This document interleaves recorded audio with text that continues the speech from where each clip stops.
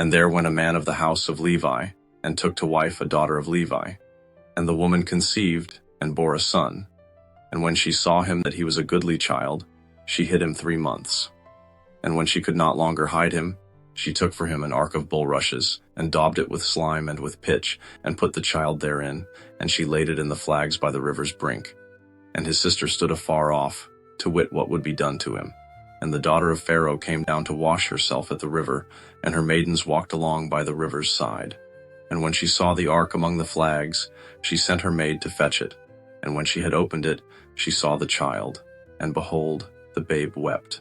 And she had compassion on him, and said, This is one of the Hebrews' children.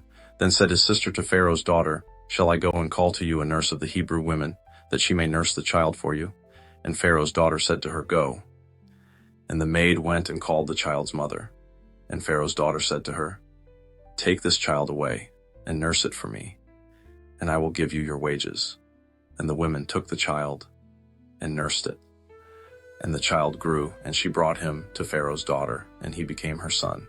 And she called his name Moses, and she said, Because I drew him out of the water.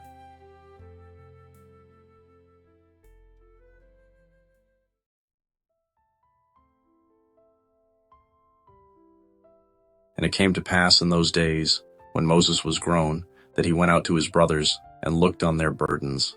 And he spied an Egyptian smiting an Hebrew, one of his brothers. And he looked this way and that way, and when he saw that there was no man, he slew the Egyptian, and hid him in the sand. And when he went out the second day, behold, 2 men of the Hebrews strove together. And he said to him that did the wrong, Why smite you your fellow? And he said, Who made you a prince and a judge over us? Intend you to kill me, as you killed the Egyptian? And Moses feared, and said, Surely this thing is known. Now when Pharaoh heard this thing, he sought to slay Moses.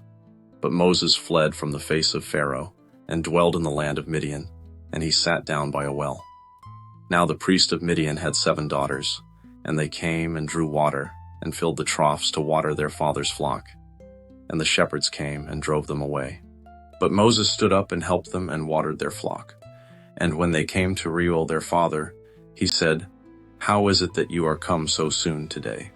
And they said, An Egyptian delivered us out of the hand of the shepherds, and also drew water enough for us, and watered the flock. And he said to his daughters, And where is he? Why is it that you have left the man? Call him, that he may eat bread. And Moses was content to dwell with the man. And he gave Moses Zipporah his daughter, and she bore him a son, and he called his name Gershom, for he said, I have been a stranger in a strange land.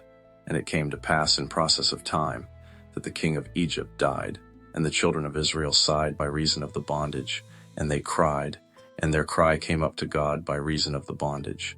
And God heard their groaning, and God remembered his covenant with Abraham, with Isaac, and with Jacob. And God looked on the children of Israel, and God had respect to them.